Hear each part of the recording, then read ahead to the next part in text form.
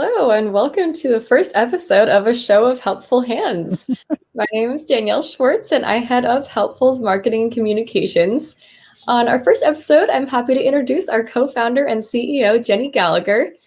Prior to co-founding Helpful, Jenny was the Senior VP of Strategy and Innovation of AARP Services. In addition to her responsibilities there, Jenny led an initiative to develop strategies and solutions to help families struggling to care for their older loved ones. Before that, she served as VP of AAA, where she met Helpful's co-founder, Shamshad Khan. Jenny currently lives in San Francisco with her husband, her Kanyar Ding, and her daughter, Becky. Jenny, thank you for being on the show. Thank you for asking me. Yeah. Your commitment to caregiving and caregivers, especially while serving in such a high power and doubtless demanding role at AARP, is incredible. Tell me about what inspired you to found Helpful. Yeah, I get that question a lot. So a couple things. So first of all, my work at AARP. So AARP is all about helping older adults live their best life, and so I learned a lot in my time there, and the great research that they do. So that was part of it, but the other part of it was very personal. My mom, I was in Washington D.C. My mom was in California, getting older, and one day we were talking on the phone, and she just opened up and confided in me about just how empty and lonely her life had become. That she was not able to do the things that used to kind of give her a bounce in her step, and she, her friends were dying. She didn't have people to spend time with who she had something in common with, and so that's when I realized, even though we were trying to help my mom, that there was, that there was still a big need that not only did she have, but sort of families everywhere have in terms of helping care for an aging loved one. Absolutely. Can you tell us more about that initiative that you led at AARP to help those very people about their family caregiving? Yeah, sure. So it was really interesting. Part of what we did was more qualitative research, and that involved sitting in probably, a couple dozen living rooms of people's homes. Both older adults as well as their adult children were helping to care for them, and just listening to their stories, hearing about their struggles, hearing about the joys of caregiving, but a lot of struggles, so a lot of difficulty on the part of the older adults of just feeling, guilty that they were a burden to their adult children. And then, these caregivers, these family caregivers, just really feeling kind of split in two of, trying to be there for their older loved one who needed their help, but, also having other responsibilities, whether it's their own family, demanding job.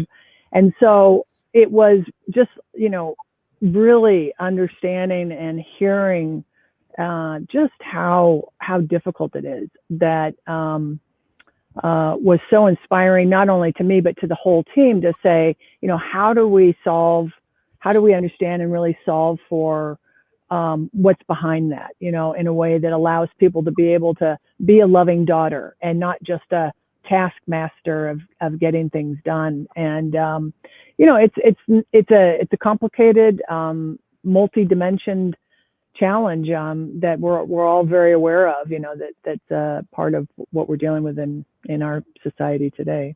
So Definitely. I'm sure so many families can relate to that. And that was even before the pandemic. Yes. So has anything changed about Helpful's mission in light of what we've all been through this year? Yeah, I would say the mission is still the same, in terms of helping, empower people, especially older adults, to be able to live with more help, with more purpose, with more meaningful connections in their lives. That hasn't changed. But the pandemic, I think, has really brought to light just this whole issue of loneliness and social isolation. It's something that we all know has plagued seniors before COVID. I think what's different is that not just older adults, although they really have been hit hard through the pandemic, but all of us, so we all have had moments of, missing people that we can't spend time with, not being able to get out to do the activities we love. So I know for myself, it's given me sort of this real visceral appreciation of just how painful it is, to be lonely and to be socially isolated. And it seems that is common for a lot of people, that they maybe had never experienced loneliness until the pandemic. And so I'm hoping we actually can carry that forward with Helpful as part of the solution to address that for older adults, and really for anyone, who maybe is feeling like they would like more connection, more purpose in their lives. Yeah, I think everybody got a sort of a taste of, that loneliness or sort of the isolation. So that's great. Yeah, I'm sure everybody can kind of be a part of that feeling as well. So now you found it Helpful. So of course you've been there since the very beginning. Tell us a little about how far along Helpful is, and have you done pilots? Yeah, we have. So we've actually done 3 pilots. So we've done one with an independent living community for older adults, and then we've also done 2 with 2 separate large regional healthcare systems. And it's been great. So we've had an opportunity to interact over many months with about 1,700 participants. We have over the time that we've been doing all our pilots, over 10,000 hours of help that's been exchanged on our platform, and we also are getting good results, or good reviews rather, from those who are using it. So we had about 83% we sent out surveys, and so those who responded to the survey, about 83% gave us a 5 out of 5 in terms of their how they would rate Helpful. So we're really happy about that, and people are seeing the value of it. And I would say one of the really exciting pieces of data that we have was done through an independent evaluation following one of our pilots by an organization, and they looked at, for people that were 60 and older and using our platform, was there any kind of difference in terms of how much they used healthcare? So how much did they use it before they got involved in the community network, and then how much were they using it afterwards? And what they found were those who used Helpful somewhat regularly saw a significant reduction in how much they used healthcare, and which is referred in the industry as healthcare utilization. So a 20% reduction in healthcare usage from before they got involved in the community until after. And so we're really excited by that. I mean, obviously that says a lot just in terms of how people are viewing their health or experiencing it. But also we're all painfully aware of just the high cost of healthcare. And so obviously it has really positive implications in terms of helping to reduce costs in healthcare as well. That's amazing. Yeah, what a difference that makes, not only in their well-being, but also in their financial situation. That's amazing. Right. Now, you have a concept that everyone has a superpower. So why don't you explain to our audience what a superpower is? Right. So superpower, right? So I'm not talking about, wearing a cape, but, it's in response to, through our pilots and just talking to people who've been using Helpful. Sometimes we'll get the response, they say, gosh, I would really love to be able to do more in my community, to be able to volunteer or do something, but, I just don't have any talents or skills, or, one person was in a wheelchair and she's like, what can I do? I need help. I mean, really, what do I have to offer? And so the idea of a superpower is that we're firm believers that anyone who wants to help has a way to help, and that there is some sort of experience or skill or some aspect of yourself that you could offer that someone would need, that someone might say, that's exactly what I need at this point in time. So, and it may seem not as obvious. So, we're not just talking about people who are good with carpentry and can help you fix your fence that blew off in the wind, right? Or you can get up on a ladder and clean out the gutter. But we're also talking about things like maybe you know how to speak Spanish and someone wants to practice their Spanish. That's something that you can offer. Or you have a great family recipe for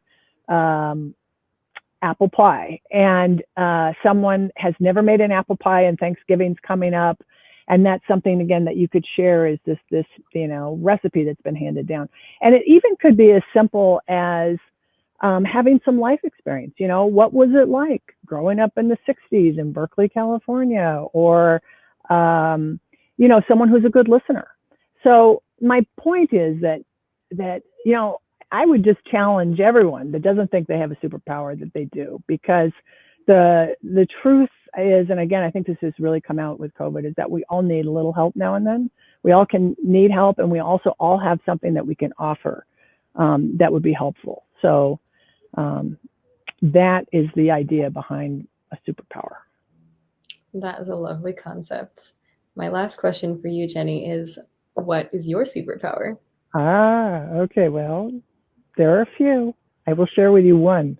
So as I was growing up, I had an older sister who was kind of a tomboy. And so she taught me, I'm not going to do this because I may split the audio, but she taught me to whistle with my fingers. Mm-hmm. And it's ear piercing. So there was a period of time when I lived in New York City, and this is pre-Uber and Lyft. So it came in very handy then for hailing cabs. Really terrific superpower. The other thing I would say is very handy for if you ever want to learn how to whistle, I'm your person, is if you have small kids and they're at the beach and you know how they kind of like move down and you need to get their attention and they can't hear you because of the wind and the waves and everything. So all I do is let one of these go and they know that it was mom and they'd move back in front of me. So very handy skill. I love that. You'll have to teach me that sometime. I used to do that. So that is a superpower indeed. Yeah. Well, thank you so much for joining us on our first episode. And thank you to our audience for watching. Don't forget to subscribe to our YouTube channel and follow our socials for more on Helpful. You'll find them and our website all linked in the description box. Thanks again, Jenny. Thanks. Great to be here, Danielle.